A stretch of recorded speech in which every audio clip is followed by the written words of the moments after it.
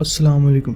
یہ کہانی میرے ایک پرانے دوست اسد کی ہے جو کچھ سالوں پہلے اپنی کزن سمیر کے ساتھ اپنی خاندانی گاؤں گیا تھا، لیکن وہاں ان دونوں نے جو دیکھا وہ ان کے ہوش اڑا دینے کے لیے کافی تھا۔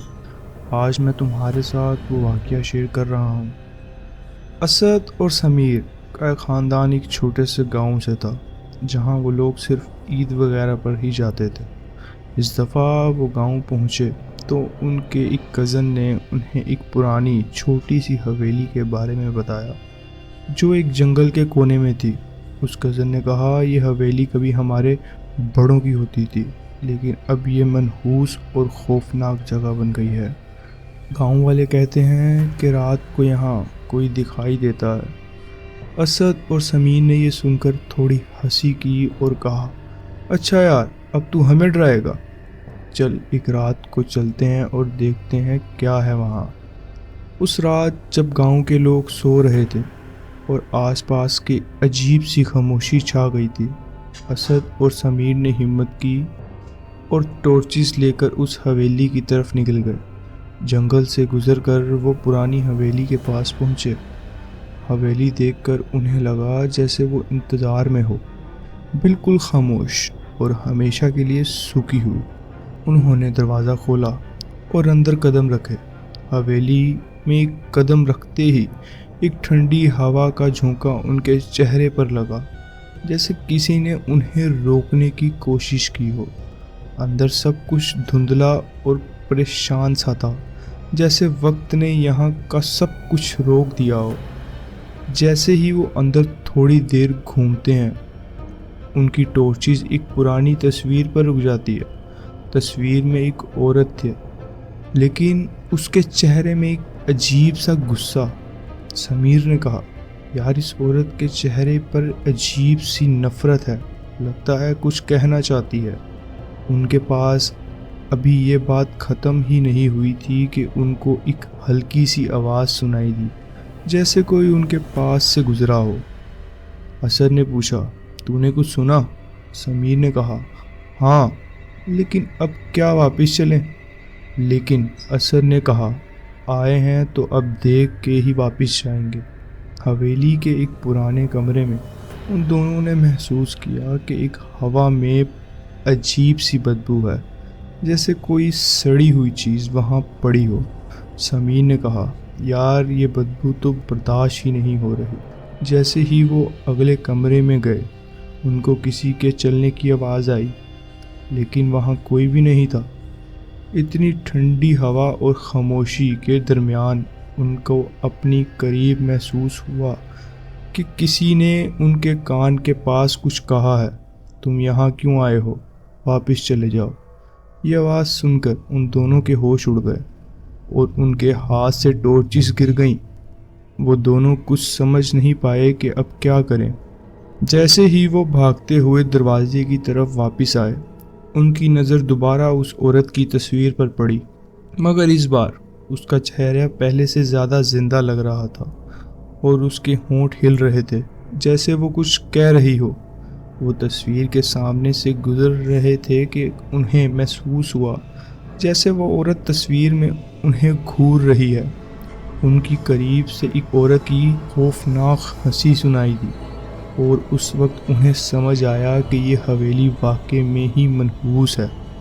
اسد اور سمیر اتنی ڈر گئے تھے کہ بنا دیکھے سیدھا بھاگتے ہوئے حویلی سے باہر نکل گئے۔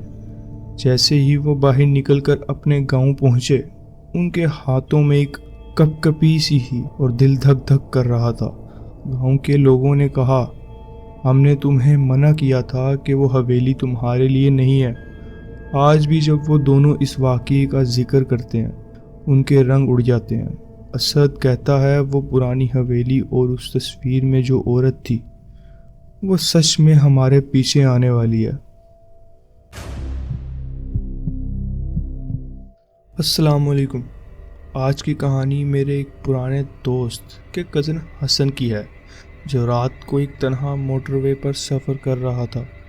راستے میں اس کے ساتھ کچھ ایسا ہوا جو اس نے زندگی میں کبھی سوچا بھی نہیں تھا۔ آج میں وہ واقعہ آپ کے ساتھ شیئر کر رہا ہوں، اسی کی زبانی۔ میں اپنے کام سے تھوڑا لیٹ ہو گیا تھا اور رات کو موٹر وے پر اکیلا ہی اپنے گاؤں کی طرف نکل گیا۔ کراچی کے موٹر وے پر اس وقت صرف اندھیرا اور ٹھنڈی ہوا تھی۔ پہلے تو مجھے کچھ عجیب نہیں لگا، لیکن دھیرے دھیرے رات کی خاموشی میرے دل میں بے چینی بھرنے لگی۔